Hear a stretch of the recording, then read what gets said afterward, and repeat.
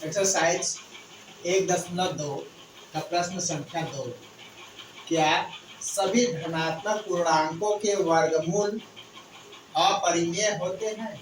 यदि नहीं तो एक ऐसी संख्या के वर्गमूल का उदाहरण दीजिए जो एक परिमेय संख्या हो। तो हमको बताना है क्या सभी धनात्मक पूर्णांकों के वर्गमूल, सभी धनात्मक पूर्णांकों के वर्गमूल अपरिमेय होते हैं। तो हम सभी धनात्मक पूर्णांकों के वर्गमूल पहले निकालेंगे। जैसे 1 का वर्गमूल निकालेंगे तो 1 हो जाएगा। 2 का वर्गमूल निकालेंगे तो 2 का निकल नहीं पाएगा। तो ये क्या है, 1 इसका निकल गया तो ये परिमेय संख्या हो गया।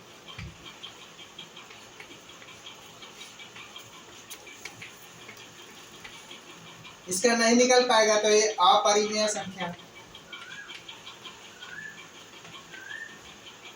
करणी में 3 भी नहीं निकल पाएगा तो ये भी अपरिमेय संख्या। लेकिन करणी में 4 का वर्गमूल निकल जाएगा, ये 2, ये परिमेय संख्या।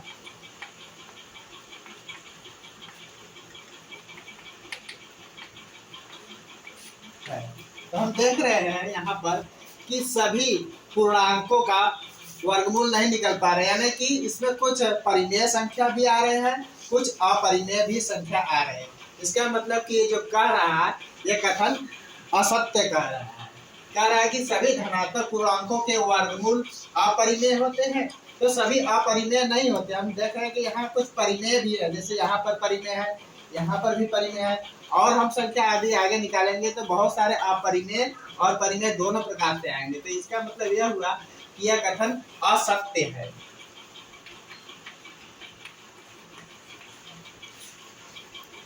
इसमें आगे कह रहा है यदि नहीं तो एक ऐसी संख्या के वर्गमूल का उदाहरण दीजिए जो एक परिमेय संख्या है। इसका उदाहरण हो जाएगा 4। करणी में 4 का वर्गमूल हम निकालेंगे तो बाहर निकल जाएगा, जो एक परिमेय संख्या है।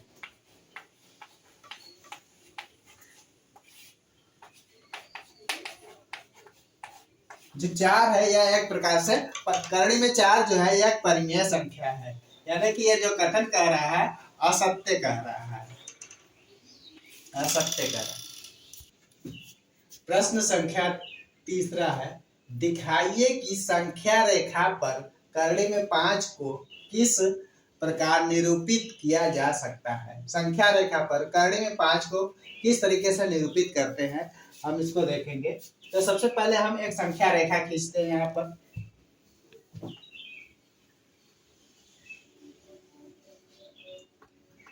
0, 1, 2, 3, 4 और इस साइड -1, -2 और -3। तो हमको करणी में 5 को दिखाना है संख्या रेखा पर, कैसे करेंगे। तो यदि हम करणी में 5 का वर्गमूल निकालेंगे तो नियर अबाउट 2 से ज्यादा आएगा, 2 दशमलव कुछ आएगा। तो इसका मतलब यह है कि ये 2 के बाद ही इसका, यदि संख्या रेखा पर लिखेंगे तो इसका 2 के बाद ही कहीं पर आएगा।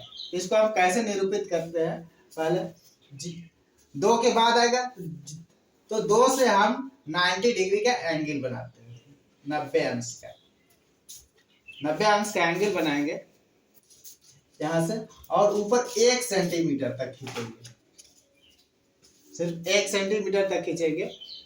फिर इसको यहाँ से 0 तक मिला देंगे।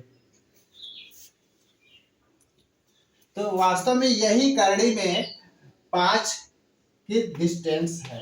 अब कैसे यहाँ पर हम लोग इसको निकाल कर देखते हैं। यहाँ से यहाँ तक की डिस्टेंस, यदि मान लो हम इसको 1 सेंटीमीटर के दूर पर खींचे तो यहाँ से यहाँ तक की डिस्टेंस दूरी हो जाएगी 2 सेंटीमीटर।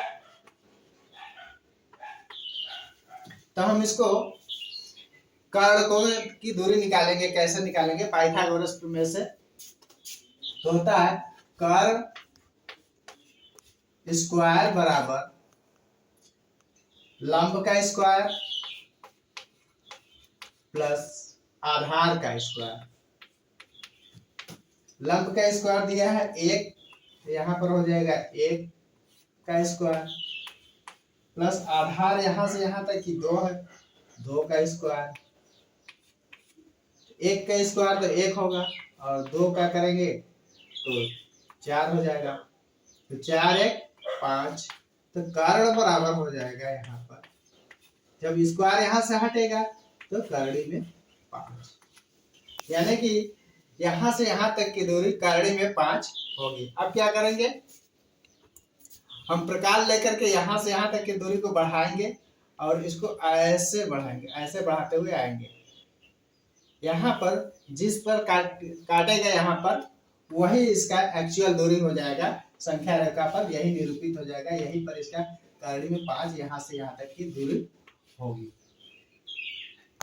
तो यहाँ पर हम देखते हैं, मान लीजिए कि ये इसका है O है, इसको A मान लेते हैं, इसको B मान लेते हैं, तो हम देख रहे हैं कि OA जितना है, OA बराबर, OA देख रहे हैं करड़ी में 5 है, तो OA जितना बड़ा है, यदि हम इसको पूरा राउंड बना देंगे प्रकार से ऐसे, तो ये प्रकार से वृत्त बन जाएगा, तो ये क्या बन जाएगा, त्रिज्या हो जाएगी। तो त्रिज्या हर जगह सेम होती है, तो यहाँ से यहाँ तक करड़ी में 5 है, तो यहाँ से यहाँ तक भी करड़ी में 5 ही होगा। तो इसका मान लीजिए हम दूरी मान लेते हैं C है, यहाँ से यहाँ तक की, तो हो जाएगी OC इक्वल टू OA, जितना बड़ा रहेगा उतना ही बड़ा OC रहेगा, तो OA इक्वल टू OC हो जाएगा।